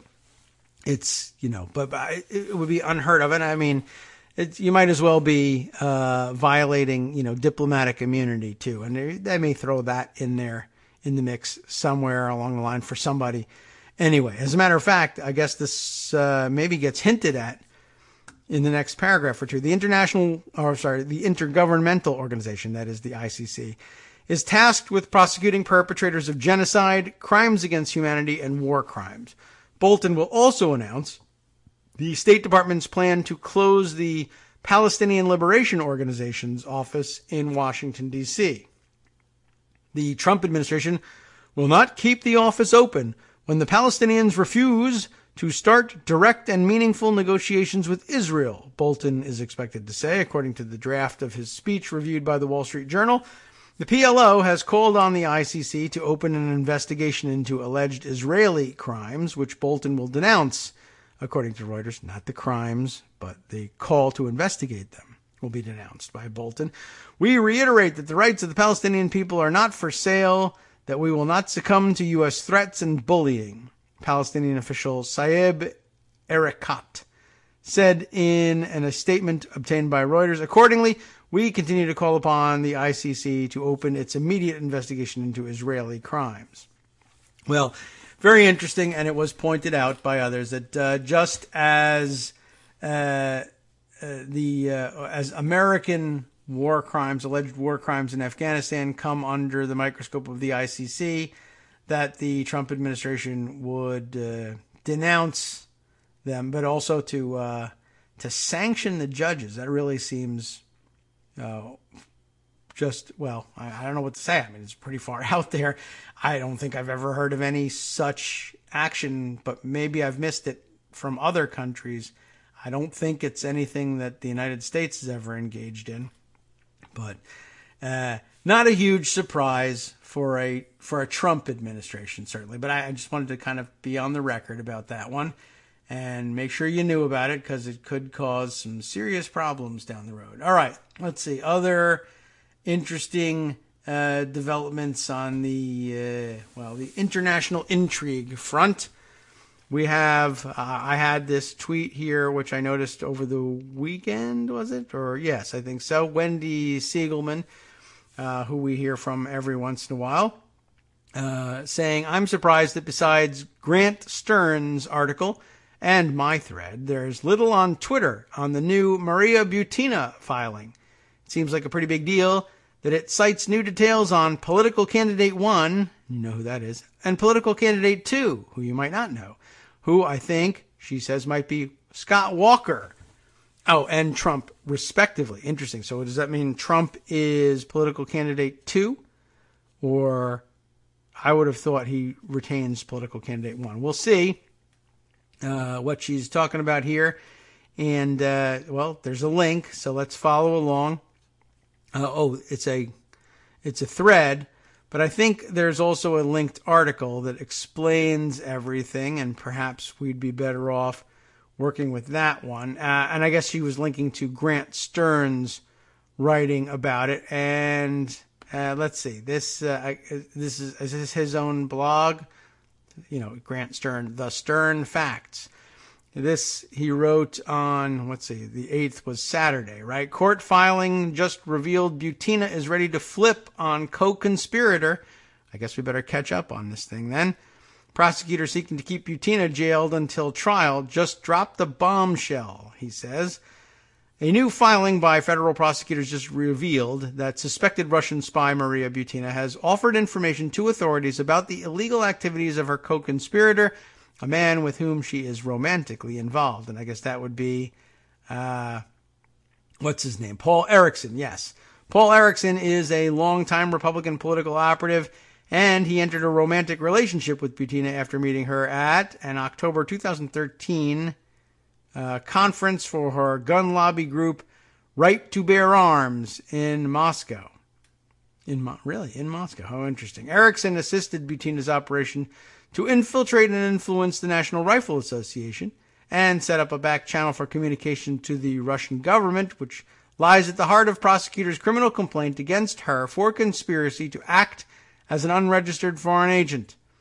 Prosecutors are seeking to keep Butina in custody, and late last night they filed a motion in opposition to her efforts for pretrial release, detailing the Russian government's over-the-top efforts in her case, and noting that she has no ties to America. Other suspected Russian agents have fled bail even without passports. Or I should say, and the fact that other agents have done that. But when they explained why Maria Butina's love interest in Paul Erickson is insufficient to merit release and not a positive tie to America, that's when they dropped a bombshell. Let's take a look, and I guess it's excerpted here from the filings. The history and characteristics of the defendant support continued detention, they argue. The defendant's history and characteristics also support detention. The defendant is a citizen of the Russian Federation, was born and raised in Russia and lived in that country until approximately 2 years ago. Although the defense contends that the defendant is in a committed relationship with U.S. Person 1, she recently offered to provide information to the government about his illegal activities. Oh, that seems like almost unfair, but hey, it's true. Moreover, as set forth in the government's charging papers and below, U.S. Person 1 has aided the defendant's charged criminal activity for years, and as such should not be viewed as a positive tie to the community. Accordingly, the defendant has little or no, and I guess it trails off there. But yeah, that's an interesting argument to make. You can release me pre-trial because I do have a connection to the United States. I would not flee the United States to return to the Russian Federation because I am in a committed relationship with someone who I, one, have just told on, and two, you should not consider it to be an anchor point to the United States for her that she has committed crimes with someone here. That's not really, an indication that she's a citizen of good standing, or not a citizen, but a resident of good standing here. However, it is kind of interesting that the government probably asked her to flip on Erickson. She agreed to do so. And so, therefore, they're not really in a committed relationship, because if they were in a committed relationship, she wouldn't have agreed to flip. That seems sneaky and mean. But on the other hand, if they were to release her, if her supposed anchor tying her to the United States, the reason why she wouldn't leave is her committed relationship with Erickson, it's going to be mighty cold there, and they might not continue that relationship. And if she were, say, asked to leave their shared residence, well, then what anchor would she have to staying in the United States? And she would say, look, I got no place to live. I got to go back to Russia. That's why it's not that I'm afraid to stand trial in America. Not that I'd love to do it, but I got an apartment back in Moscow. I need someplace to stay. Butina's email and a direct message communication form the primary basis of what we know about the criminal charges against her. But Erickson has yet to be publicly charged with the crime in which he is named as a co-conspirator. Not actually named, is he? But his Russian girlfriend certainly could have reason to be upset with Erickson, seeing as he neatly organized evidence of their allegedly criminal activities, which prosecutors also revealed in last night's filing. The FBI located a copy of this report, this is their excerpt, on a thumb drive located at U.S. Person 1's residence. This report, along with other similar reports, was located within a subfolder entitled Notes to, and it is bracketed here, Russian Official, which was itself in a folder entitled Maria Butina's Files. The metadata associated with this particular report indicates that the defendant created it on May 29, 2016. Back to the article, it's highly unlikely that a D.C. federal judge will grant bail to a Russian national whose home country has no extradition treaty and a deep interest in her rapid return to Moscow. But last night's filing just revealed that Maria Butina may be more interested in a rapid return home than keeping state secrets, and she might be ready to turn in her American boyfriend, Erickson. Butina faces up to 15 years incarceration if convicted on all charges. And you can read the complete filing in Grant's entry here. I wonder, do we find out much more from Wendy Siegelman's thread or not? Let's see. This is a pretty lengthy thread here. I don't know whether this makes a great deal of sense, but I don't think we found out anything more that wasn't sufficiently summarized by Grant Stern there, and we'll see whether that turns out to be so, and whether or not she is granted release pre-trial. I have my doubts, and I wouldn't be surprised if those were the reasons. Okay, maybe we ought to turn now to, let's see, we've got a couple of offerings here, some of which require just a little bit more time. However, I had this message, and I still have it. So why I insist on had, I don't know, from Pete B2, who you may also follow on Twitter, and who sent me this one saying, I know you get stuff sent to you all the time by people imploring you to read it, but David, you really must read this thread. And I do. I mean, I get a lot of stuff all the time, but very, very rarely do people implore me and say that I must read it. So, okay, that's still a tool available to you. And hey, we're a small enough circle that I will, generally speaking, eventually get to just about anything that a regular listener sends and thinks that other regular listeners would be interested in. So let's take him at his word here and say we must read this thread. It's about possible Russian compromat on Republicans. Okay, we've heard about this, including Kavanaugh. Wow, that seems like maybe we ought to read this. And tell me why, Pete challenges us, this is a nothing burger. Please scrutinize. Well, I can scrutinize, but I don't know if I'll be able to tell you whether or not it's a nothing burger. It is linked here to the tweets of Jennifer Cohn, who tweets as Jenny Cohn, C-O-H-N. Jenny Cohn 1, if you want to follow along. And, let's start out. Let's scrutinize. I think we could probably fit a Twitter thread in before we wind things up for the day. He said, hopefully, even though he knows very well that Twitter threads can go on for decades. D's, Jennifer Cohn says, and who is Jennifer Cohn, by the way? She's an election integrity writer and advocate and attorney. Says she also studies and writes about the religious right and the Kochs. So, a like-minded person, certainly. Let's take a look. D's, Dems, must demand all emails to or from Kavanaugh that were kept on SmartTech's server. Now we're talking about something real interesting. Kavanaugh and his emails, and you got to get all the ones that were kept on SmartTech's server. What's that all about? When Congress investigated, taking you way back now with the Wayback Machine, do the Wayne's World thing. When Congress investigated the Bush White House's firing of 8 U.S. attorneys, remember that? We've talked about it. It learned that the Bush administration had used SmartTech. No, there's just one T in there. SmartTech, get it? SmartTech for its emails and deleted 22 million of them. Everybody remembers that, of course, because there was no shortage of discussion about but her emails during the campaign, and people with long memories said, hey, we never made this much of a fuss about the millions of missing emails from the George W. Bush administration, whether they used the RNC servers, the GeorgeWBush.com servers. Anyway, there were 22 million missing SmartTech hosted emails that I guess were sought as part of the investigation into the firing of the U.S. attorneys. They were retrieved, though, in 2009, and I don't even know if I even kept up with that part of the story. That's just tweet number 1. Here is a Snopes article, Jennifer continues, regarding the deleted and then retrieved 22 million emails from the Bush administration. These deleted emails were not retrieved until 2009 and have never seen the light of day. And here linked to a Snopes.com article, as promised. Fact check, George W. Bush White House, quote, lost 22 million emails? Apparently so. Now they're back. But have been for some time, we just haven't noticed.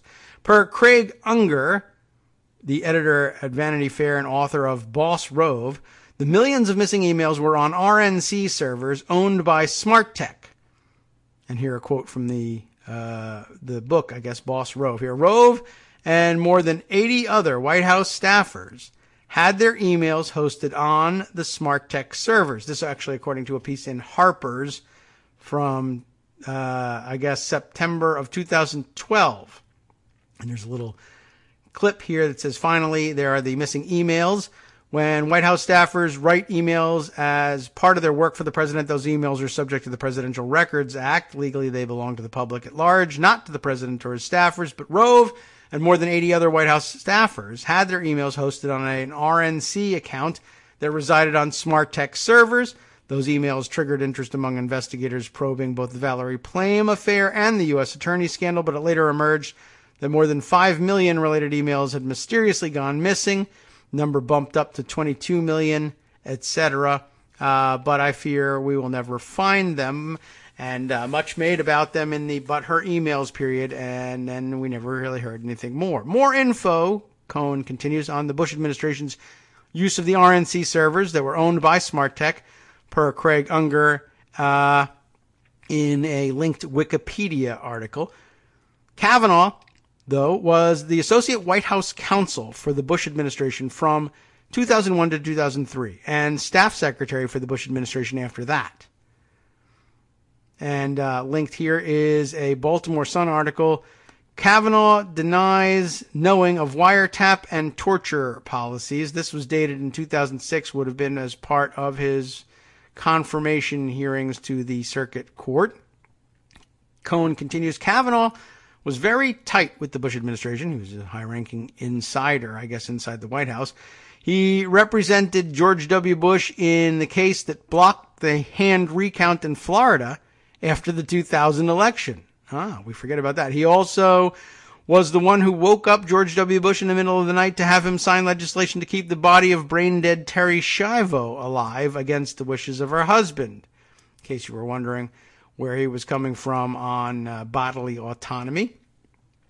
And as we learned from questioning by Pat Leahy, it seems Kavanaugh lied in 2004 and 2006 about his receipt of confidential documents stolen from the Democratic congressional staff members regarding Bush's judicial nominees. You heard all about that last week. Now, Rove, who apparently kept 95% of his own emails on those smart tech servers, seems to have held Kavanaugh in very high regard. And there's a little clip here from, Crivell Law West. I'm not sure exactly where this is that we're looking at here, but there is a link. But the little snippet here is, question, should the Senate Judiciary Committee turn its attention now to processing those nominees? Rove saying, yes, they should. As you say, a number of those, particularly in the circuits, have been there for a long, long time. Brett Kavanaugh, colleague of mine in the White House, who would be superb. And then a discussion of a couple more judges that were stalled, but okay, so he gets a superb. That's not necessarily the most ringing endorsement in the world, but there it is. Now, here's a source. Karl Rove's use of RNC hosted servers for 95% of his email, as shown above. Craig Unger says those servers were owned by SmartTech. This, again, a link to Wikipedia. Cohen continues. It makes sense that Kavanaugh, like Rove and the 80 or so Bush White House staffers, would have used smart tech for his emails. I don't know if there's any conclusive evidence of that right here in this tweet storm, but it does make sense that the question be asked. I would agree. Meanwhile, the New York Times has confirmed that Russia did hack the RNC. You remember that was alleged way back in 2016 that they had hacked both parties but only revealed information from one. Per Comey, the hacked emails were supposedly just some old stuff, but the New York Times tells us, in the same article that James Comey says, well, they did hack the RNC, but all they got was a bunch of old stuff. It was old stuff hosted by Smart Tech. Yes. So the Russians have apparently hacked that Smart Tech server. I wonder what was on it. So Democrats really need to ask, she said, now, whether Kavanaugh used smart tech for his emails.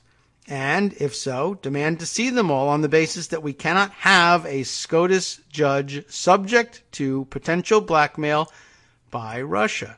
That is an interesting problem.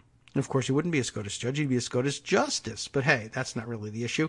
P.S. Lindsey Graham apparently had news clips and campaign releases on the smart tech server that was hacked. Perhaps there was more. Certainly would explain a lot. And one more P.S., and this one a P.P.S. SmartTech was also the company that received Ohio's election results in 2004 due to a computer, quote, glitch. Wow. The backup server that sent them there was created by Rove's IT guru, Mike Connell. This according to a McClatchy News piece that is herein attached as well. Discussion of the 2004 presidential election and how Kerry was winning Ohio when the servers went down, and then when they went back up, Bush was ahead. That here discussed in the Conway Daily Sun article attached to tweet 16 of this tweet storm. John Kerry finally acknowledged, did you know this, earlier this week, that his campaign did in fact suspect vote tally manipulation during the 2004 presidential election in Ohio. But they just didn't want to say so, I guess. How interesting is that? Next up, a link to Jennifer Cohen's transcription of John Kerry's statement about that election. Questions from Democrats about smart tech are long overdue, and the Kavanaugh hearings provide an opportunity to raise them. But guess what? The Kavanaugh hearings are done. They'll be voting on that nomination in committee today. They may already have gotten to it.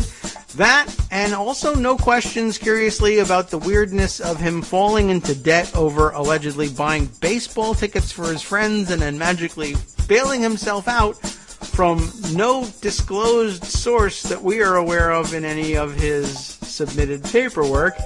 Lots of unanswered questions, but hey, that's the MO here. They're going to move this guy as quickly as possible and install him on the court before we can find out what it's all about, and then rely on the reluctance of legislators to remove Supreme Court justices through impeachment. From Daily Kos Radio on networksradio.com. You have been listening to the Kagro in the Morning Show with David Waldman. Didn't get a chance, though I wanted to get to Greg's article about GOP candidate for governor down in Florida, Ron DeSantis, being caught now 4 times speaking at conferences organized by conservative activists / white nationalists. I'm sure that will come up later this week. Stay tuned now for Justice Putnam and his roundup next.